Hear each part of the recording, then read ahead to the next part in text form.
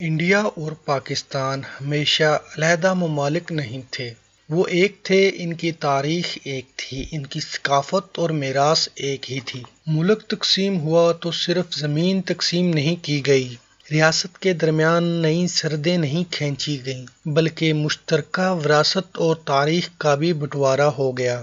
دونوں ممالک کے شہری بٹوارے کے وقت سوئیوں، پنسلوں، کرسیوں اور پالتو جانوروں کے لیے لڑنے لگے۔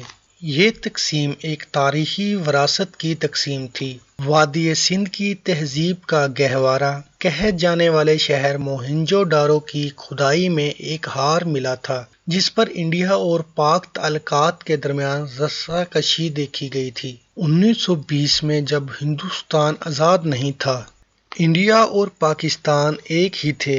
اس وقت سندھ صوبے میں کھدائی کے دوران تقریباً 5000 سال پرانے شہر کے باقیات ملے تھے۔ اسے وادی سندھ کی تہذیب کے نام سے جانا گیا۔ کھدائی میں جو شہر ملا وہ اپنے آپ میں انسانی ترقی کی ایک مثال تھا۔ وادی سندھ کی تہذیب کی دریافت نے انگریزوں کے غلام ہندوستانیوں کو اپنی تاریخ پر فخر کا سبب فراہم کیا۔ اب ہندوستان کے لوگ یہ کہہ سکتے ہیں کہ ان کی تاریخ بھی مصر، یونان اور چین کی تہذیب کی طرح ہزاروں سال قدیم ہے۔ انڈیا کے پہلے وزیر اعظم پنڈت جواہر لال نہرو نے اپنی کتاب ڈسکوری آف انڈیا میں موہنجو ڈارو کے بارے میں لکھا۔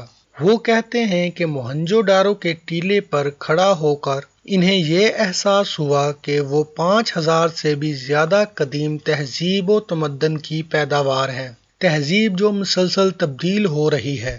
موہنجو ڈارو میں کھدائی کے دوران رقص کرتی ہوئی ایک خاتون کا مجسمہ، ایک پجاری کا مجسمہ اور ہزاروں دوسری چیزیں ملیں، لیکن کوئی بھی چیز صحیح و سالم نہیں تھی۔ کھدائی کے دوران ایک سونے کا ہار بھی ملا تھا، جس میں پیش قیمتی پتھروں کو سونے کی لڑیوں میں پرویا گیا تھا۔ موہنجو ڈارو میں ملنے والی یہ واحد چیز تھی جو صحیح و سالم تھی۔ سودیشنا گوہا مورخ اور آثار قدیمہ کی ماہر ہیں۔ وہ کہتی ہیں کہ وادی سندھ کی تہذیب کی کھدائی میں بہت کم زیورات ملے تھے، لیکن سونے کا یہ ہار پیش قیمتی غیر معمولی تھا۔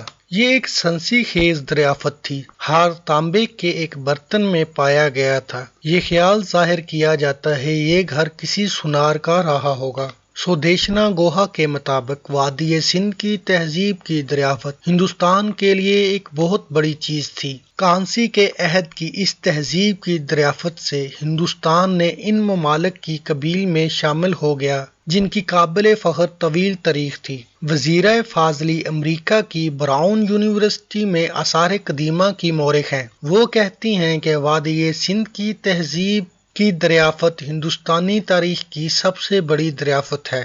وادی سندھ کی تہذیب پاک و ہند کی مشترکہ وراثت ہے، کیونکہ سن 1947 سے پہلے دونوں ممالک ایک ہی تھے۔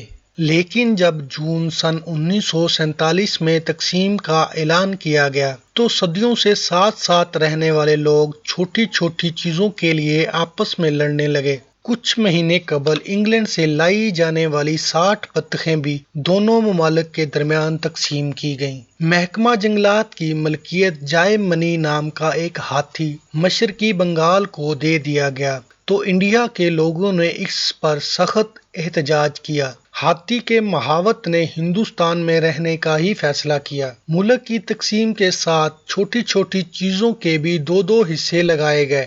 مثال کے طور پر وزارت خارجہ سے 21 ٹائپ رائٹر، 31 قلم دان، 16 آرام دہ کرسیاں، 125 کاغذ دان اور افسران کے بیٹھنے کی 31 کرسیاں پاکستان بھیجی گئیں۔ یہ ایک چھوٹی سی مثال ہے۔ ملک کے بٹوارے کے بعد برطانوی حکومت کا دارالحکومت دلی تو انڈیا کا دارالحکومت بن گیا، جبکہ پاکستان نے اپنا دارالحکومت کراچی کو بنایا۔ کراچی ایک صوبے کا دارالحکومت تھا۔ وہاں اتنے دفاتر موجود نہیں تھے جتنے کسی ایک ملک کی ضرورت تھے۔ نہ ہی خاطر خواہ جگہ ہی تھی اور نہ حکومت کا نظام چلانے کے لیے ضروری سامان۔ پاکستان کی نئی حکومت کو کاغذات، فائلوں، قلم اور پنوں جیسے مسائل کا سامنا تھا۔ آپ شاید سوچ رہے ہوں گے کہ جب دونوں ممالک قلم، پنسلوں اور پنوں جیسی چھوٹی چھوٹی چیزیں تقسیم کر رہے تھے تو انہوں نے بیش قیمتی اور تاریخی چیزیں کیسے تقسیم کی ہوں گی؟ ہر ملک کے لیے یہ ضروری ہے کہ اس کی اپنی تاریخ ہو، لیکن انڈیا اور پاکستان کی کوئی علیحدہ تاریخ نہیں تھی، اس لیے اب وہ اس کی تقسیم کیسے کرتے؟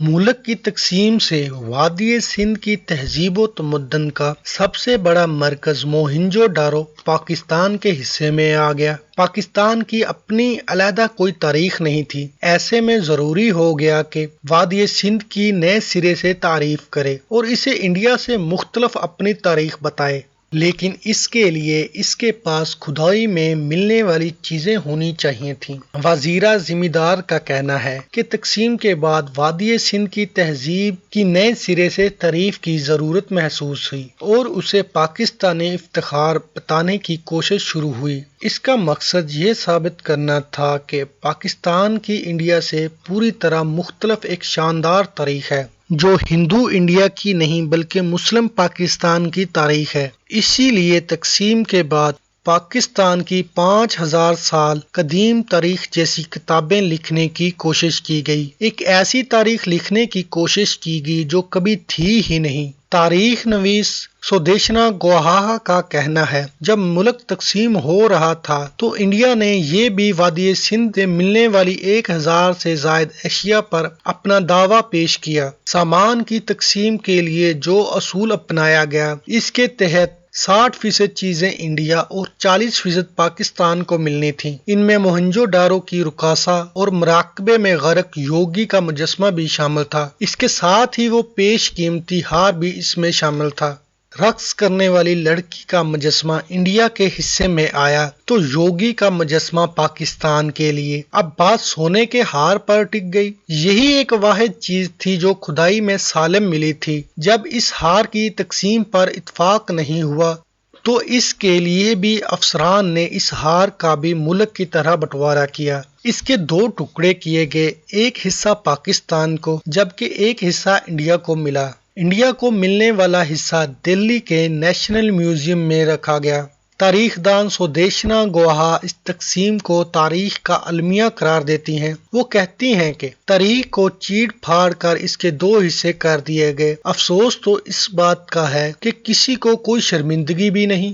ایک بار امریکہ میں ایک نمائش کے لیے دونوں ٹکڑوں کو یکجا کرنے کی پیشکش کی گئی، لیکن انڈیا نے اپنے ہار کے ٹکڑے کو دینے سے انکار کر دیا۔ موہنجو ڈارو کی کھدائی میں ملنے والا یہ ہار اور اس کے 2 ٹکڑے انڈیا اور پاکستان کی تقسیم کے سب سے بڑے گواہ ہیں۔